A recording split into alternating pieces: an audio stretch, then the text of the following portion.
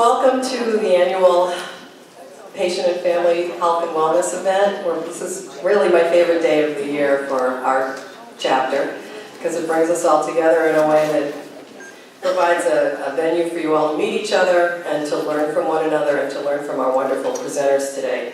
So thanks for coming out on a cold morning, and I hope that you get a lot out of this today. I want to introduce you to some of the folks that are on our board. I think not everybody's here today, but people that have been working all year with this chapter are Eva Felix, Kara Lubke, Don Matuza, Elaine Rabashkin, Bonnie Hanmacher, Renate Melillo, Sue Ziegler, and Deb Warman. So if we give a round of applause for all these folks that are here for you. Thank you. I also want to acknowledge our support groups and the support group leaders. Today we have with us Elaine Rabashkin, who is not only a support group leader, but also the liaison for all the support group leaders representing the board. And Karen Bryan, who works with Elaine for the Edina support group. Deanna Hokinson, is she here today? Could you stand, please, Deanna? Thanks a lot. Amy Jensen is going to be starting a brand new group in Brainerd. There she is. If you're in the Brainerd area, please see Amy. Nancy Brousseau, please stand. Nancy will be starting a group in Park Rapids. So if you have any access to Park Rapids and need a support group, Nancy's the gal to see. We're also hoping to start a chapter in Rochester. So if you have interest in that, please see Elaine, and we're going to talk a little bit more about that in the next few weeks. Okay? So we have a really interesting program for you today, and I really do hope that you benefit from the information. I'd love to see all of you sharing phone numbers and Facebook pages and so forth so that you can really stay in touch during these cold winter months. With any event like this, it takes a lot of people to pull it off, and I'd like to call out a few of those people right now. I'd like to thank all the board. I'd also like to thank our generous sponsors, locally Cap Industries, who's been supporting us for years and years, and we can't say enough good things about them. Also, Cargill made a very generous donation for this event, and also to help fund scholarships for people to attend the national conference. And that was a big success. Also want to thank Attilio Reno and Bear, who are our national sponsors. Want to thank our fantastic presenters for coming out, traveling, and being here with us today, giving their Saturday morning to us. I'd like to thank Erin Truax, who's our communication director and has been keeping us all informed about this event and all the events that we hold, as well as putting information out on Facebook and our website that hopefully is of interest to all of you. And finally, I want to thank Jane Stacy, who puts these events on, thinks of every little detail, and keeps me sane. She's just a wonderful event director, and we really thank her. Also want to thank people who volunteer on a regular basis. You know who you are. I can't mention all of you, but one person I'd like to mention is Tim Stacy, Jane's husband, who's been helping us out tremendously, and really, really thank you for that.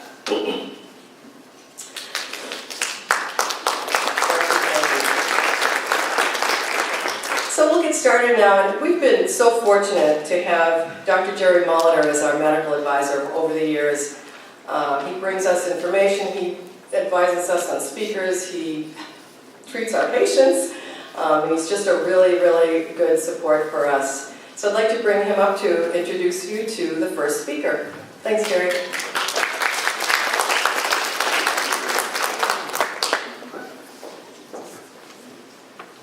Thank you, Mary. Oh, it's really good to see such a good crowd again.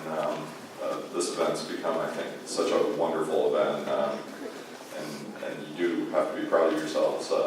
This is not necessarily representative of the entire country, so I think you should give all of yourself a hand for making this event what it is, because the organization is indeed very important and very good. But if nobody shows up, you know. Just a couple of quick shout-outs from my perspective. Lee Anderson, my nurse, is up here. needs about the clinic, please approach her and she will pass those on to me. She's very, very good about making sure that we get stuff taken care of that way.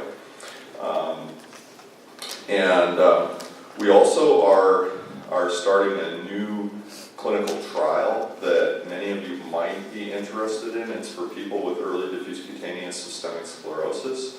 It's a novel compound that really we haven't seen anything like it before.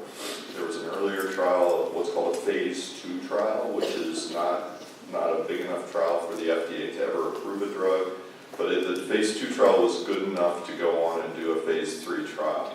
So it is for people with early diffuse cutaneous systemic sclerosis. And Julie Sherber, who's sitting in the middle table there with the rah-rah Minnesota shirt on. Thank you, Julie. It has the information that you would need to look into that. I'm happy to discuss it with anybody who wants to think about it as well. So I just want you to be aware of that. So with that, I'd like to introduce our first speaker.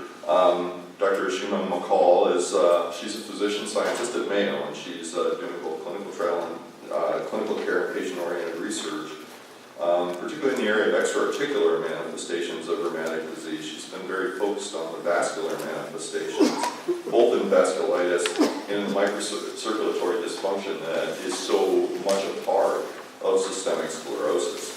So our initial work is focused on understanding the clinical correlates and outcomes of rheumatoid vasculitis, vascular involvement in rheumatoid arthritis, and its association with the use of anti-TNF inhibitors and other of the newer drugs that we call biologics. She's also worked on advancing the understanding of the presentation, therapy, and outcomes of vasculitic ocular inflammatory manifestations in rheumatoid arthritis and ANCA-associated vasculitis. It's a very interesting and frankly somewhat complex area. She's got significant clinical expertise in both Raynaud's and scleroderma spectrum disorders, and she leads the connective tissue disease subspecialty group in the Division of Rheumatology at Mayo Clinic. She's gained expertise and experience in performing nail-fold video capillaroscopy, a uniquely non-invasive imaging tool that's considered state-of-the-art for evaluating vascular dysfunction in Raynaud's and scleroderma, and she's been incorporating this into the clinical practice at Mayo.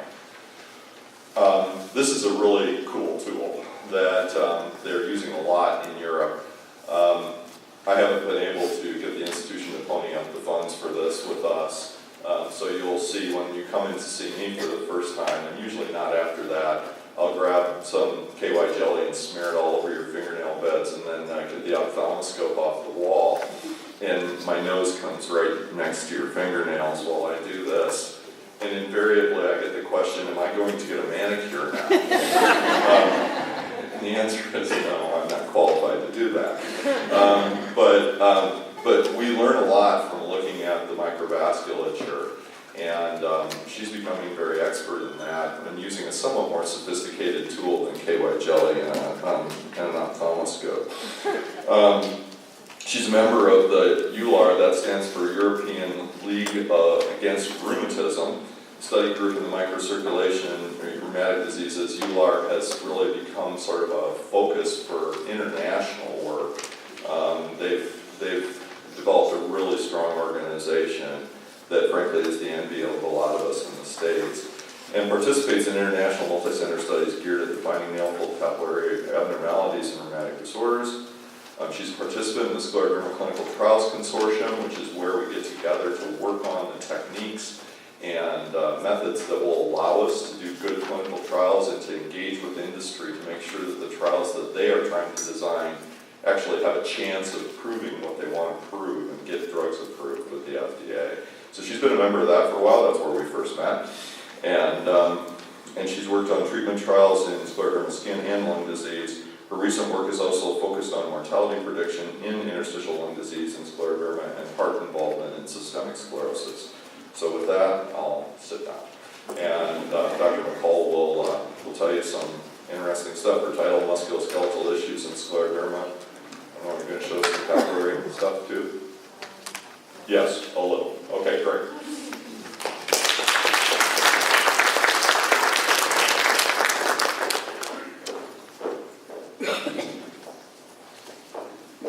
Thank you, Dr. Mulliger. And thank you everyone for coming here this morning to make this event very successful. It's my first time here at the Scleroderma Foundation, so I'll take a very quick opportunity here to thank Meredith, Alistair, Jane Stacy, and Don Matuza for inviting me to present here. Today I'm going to talk about an issue that is not talked about a lot in the aspect of scleroderma. People still think musculoskeletal issues are relatively rare in systemic sclerosis, but let's try and understand what the magnitude of the problem is and how we can assess this better and introduce prevention and treatment strategies which might benefit our patients in the long term. On that note, as well as Dr. Molitor mentioned, I do more like a mini manicure, so I use almond oil and not the KY jelly, so in case you're ever interested, you're most welcome to come by and take a peek at that. But I think it's a really helpful tool in making us catch scleroderma quite early in patients who are very undifferentiated. So I think it has its own benefits, and the manicure part of it is nice too. All right, so with that, I'll go ahead and start. And I'll just give a brief background about scleroderma here, but just with a show of hands, how many of you actually have scleroderma here? Okay, so majority of the audience, and how many of you are loved ones? All right. So, of course, for patients who have scleroderma, they know this very, very well, but for the loved ones, you have understood by now how complex and heterogeneous this chronic inflammatory disease is and affects many, many other parts of the body beyond the skin itself. It's characterized by widespread scarring, not only in the skin, but the lungs, heart, and many, many other organs of the body. Microvascular injury is a key manifestation of the disease and probably one of the first triggers that causes inflammation to trigger and activation of a lot of inflammatory cytokines and cells called the fibroblasts that ultimately deposit the scar tissue all over, wreaking havoc. So that can present not only as Raynaud's, but sores at the tip of the fingers. It can present as pulmonary arterial hypertension, renal crisis in the kidney, and in chronically inflamed avascular tissue, you can see a lot of calcium deposits develop, which is one of the hardest manifestations of the disease to handle. There's, of course, a lot of immune system activation, which is helpful to us in a way to diagnose patients because there are some autoimmune markers associated with the disease, but it's very difficult to diagnose a lot of patients in the absence of specific markers, many of which are lacking in a lot of patients. Not only do we not have great lab markers, but we don't really have any diagnostic criteria, which really applies to a lot of rheumatic diseases, but particularly challenging for this one, which we'll talk about a little more in detail subsequently in the talk. So scleroderma comes in many ways, shapes, and forms, but the one that we'll focus on today is called systemic sclerosis, or the generalized scleroderma, which in turn can be classified into 3 different subsets based on the extent of skin involvement. And you can have limited cutaneous or diffuse cutaneous, or you can have systemic sclerosis sine scleroderma. And as we'll discuss here, this is largely applicable to the extent of skin involvement, because I get this question a lot when patients come to me and they ask me, so do I have the variant that is limited and I don't have the one that is associated with internal organ involvement? And that's a very tricky question to answer, because really internal organ manifestations don't only limit themselves to the limited cutaneous variety or the diffuse cutaneous variety. They're very much a part of the limited cutaneous scleroderma as well. And similarly, there's the other most challenging subset where you don't have any skin involvement but have very classic severe internal organ manifestations, the one that is referred to as sine scleroderma, and that can impact a good 10 to 12% patients, and very important disease entity to keep in mind. The diffuse cutaneous is really that comes out of nowhere and wreaks havoc. Within a span of 3 to 6 to 9 months, patients develop sudden onset of severe Raynaud's The fingers start changing colors, they might get sores at the tip of the fingers, they develop a lot of puffy, swollen, tender hands, a lot of carpal tunnel symptoms, very significant fatigue, myalgias. Their skin starts becoming very itchy all over, but in particular, the hands and the feet are the first ones to start. Sorry about that, I think I'm not going along with the slides, so, sorry about that. Stop me if that happens again. So with this, you can see a lot of manifestations all happening at the same time, and that's very challenging. But at the same time, it's easier for the physicians to catch that sort of a disease entity. These patients are at high risk for renal crisis, interstitial lung disease, cardiac manifestations, and all that happens largely within the first 2 years of disease, and sometimes the maximum havoc within the first 5 years of disease. So important to catch it early, important to treat it early, and there are some helpful markers that we can see in this patient population. The SCL70 and the RNA polymerase III antibody in particular.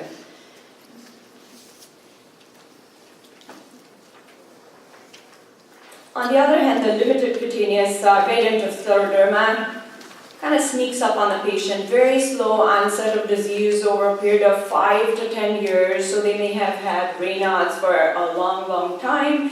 Then they start having a few sores at the tip of the fingers. They may develop these teeny tiny small spots over the face that they start hiding with makeup initially, but then they start appearing on the neck, the upper chest. These are the telangiectasias.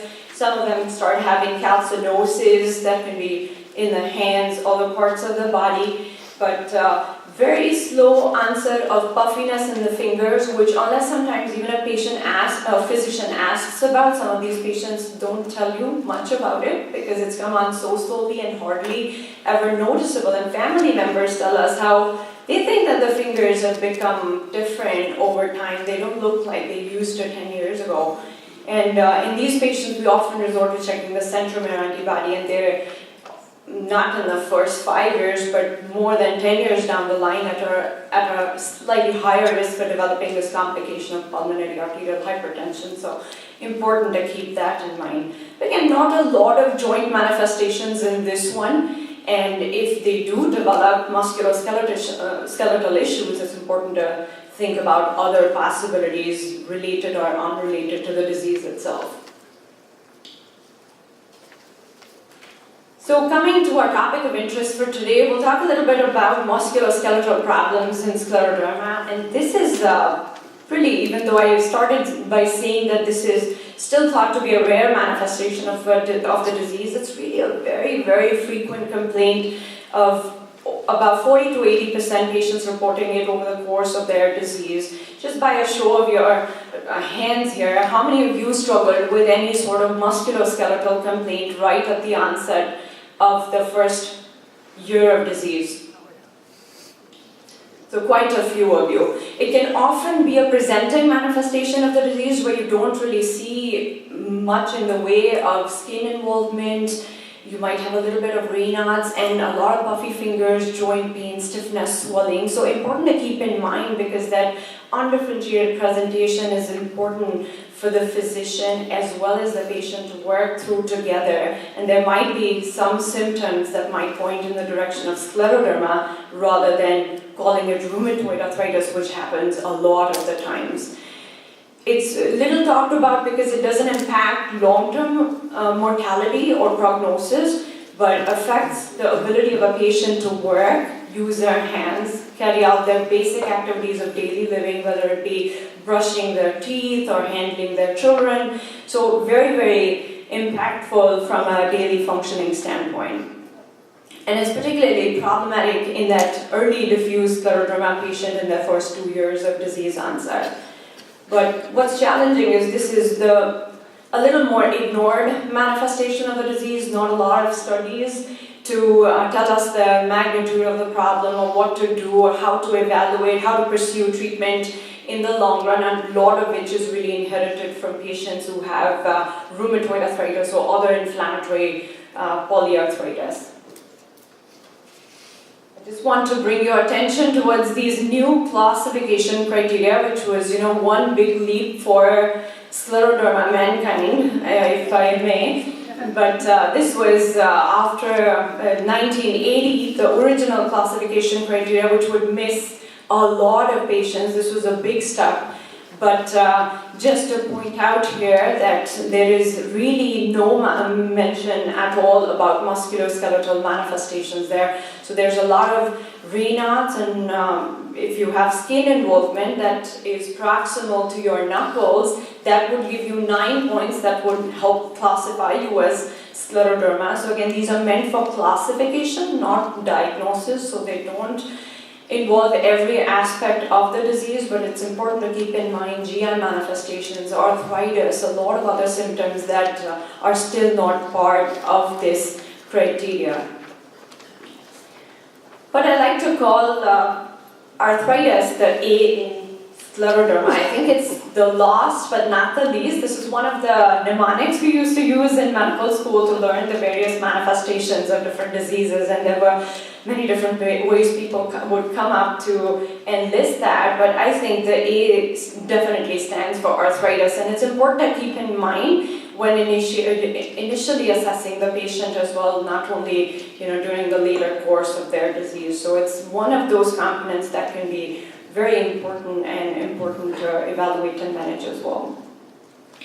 Its importance is twofold, not only from a diagnostic standpoint, but also from a therapeutic standpoint. So like I mentioned, a lot of patients get misdiagnosed early on, and that might be very important for a patient who has diffuse cutaneous presentation because of the extent and severity of internal organ involvement. You want to catch them early, treat them early to prevent other complications of the disease. But if you're called rheumatoid arthritis and given a lot of steroids, which as you know might not be in the best interest of a scleroderma patient, that can be very, very challenging. So features that might make one suspect scleroderma may be a background of Raynaud's, which is not as common as in a rheumatoid arthritis patient compared to a scleroderma patient. And it's important to understand whether the musculoskeletal manifestations that the patient's having, is it truly even related to the underlying disease? So would it benefit from immune suppression or would it not? Or is it a different musculoskeletal manifestation that has a separate path of intervention? So important from that perspective as well. And many of these patients, of course, have other autoimmune diseases. They can get a scleroderma patient can truly develop an overlap syndrome with rheumatoid arthritis. They can actually develop lupus or Sjogren's as well. So just by virtue of having one autoimmune disease, you're predisposed to potentially developing another one, and that's important to keep in mind because the evaluation and treatment might have significant implications there. So, in general, the magnitude of musculoskeletal problems not very well assessed, but we get some rough idea from a lot of the studies that have been done in the past. There's one study by Richards who noted that over 70% of patients at that presentation noted stiff joints, painful joints, and generalized fatigue at presentation. In another study, the grip strength and use of their main hand was significantly reduced by over 50% in some. And then there are measures to assess hand function. There's a self-administered questionnaire called a Cochin hand function scale, which I'll go into details of subsequently during the presentation. But this is typically used for patients who have osteoarthritis or rheumatoid arthritis, diseases that are associated with a lot of hand disability. And really, in studies, it has been shown that when scleroderma patients are assessed with the same scale, their impairment is significantly more compared to patients who have RA or osteoarthritis. This is our population-based incident cohort of scleroderma in the Olmsted County, and when we studied this population of 79 patients, we had a lot of musculoskeletal manifestations reported by patients. So fatigue, a lot of puffy fingers, actual true inflammatory arthritis, calcinosis, myalgias or muscle disease with myositis, and contractures. So today we'll focus on the top 4 issues primarily, the arthritis, particularly inflammatory arthritis, myositis, tendinitis, and contractures. But musculoskeletal pain is really not limited to these 4 entities. This is primarily going to be in the interest of time, but there's pain from nerve-related issues, definitely a lot of overlap with myofascial pains, fibromyalgia, many other musculoskeletal syndromes like carpal tunnel syndrome, which may or may not be related to disease, but others such as bursitis or inflammation at the site of tendon attachment, something called enthesitis, is all important to keep in mind because like the rest of the population, we can definitely have similar things going on in our scleroderma patients as well. And then as we age and have overuse and wear and tear, osteoarthritis is another important aspect to keep in mind. And that we don't want to treat with immune suppression and medications that are not going to benefit an underlying inflammatory process.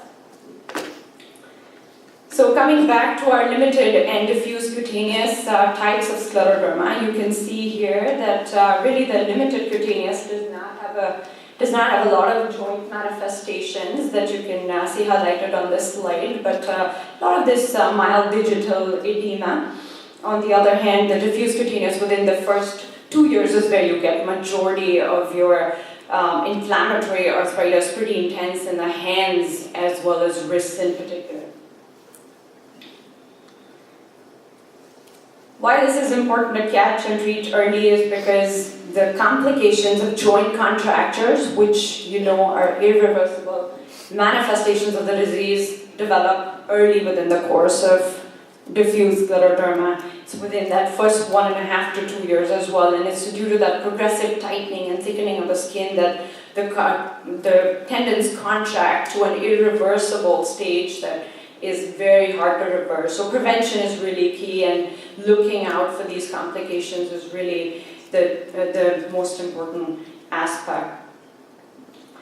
So scleroderma patients can experience joint pain, which is also called arthralgia by physicians, but they can experience arthritis or inflammatory arthritis. There's a different form of arthritis, which is the osteoarthritis or degenerative arthritis that is more related to wear and tear. But inflammatory arthritis is more like the arthritis that we see in the setting of rheumatoid arthritis, for example, or of course, as I mentioned, a lot of them can have overlap syndromes with rheumatoid itself. A lot of patients experience significant pain, stiffness, especially in the morning after they wake up, very prominent in the hands and feet. It might last for over 60 minutes before they take a hot shower or start activity, which eventually makes it a little better. But a lot of swollen, boggy joints which are warm to the touch, and hands and wrists, like I said, would be the most common, but practically they can affect many other parts of the body as well, like the elbows, knees, ankles, and feet as well. And osteoarthritis, on the other hand, the differentiation is not very easy to make, but usually it's the weight-bearing joints, often the lower extremities, hips, knees, the big toe, the base of the thumb in women in particular are very common sites for osteoarthritis. So the distribution is helpful, the stiffness is helpful in differentiating. Stiffness in osteoarthritis is usually fairly limited, usually less than 15 to 20 minutes. On examination, this is what we are looking at as physicians. We're looking at the distribution of joints, but also whether you see this bogginess within the knuckles. These knuckles are the most common. You can see this.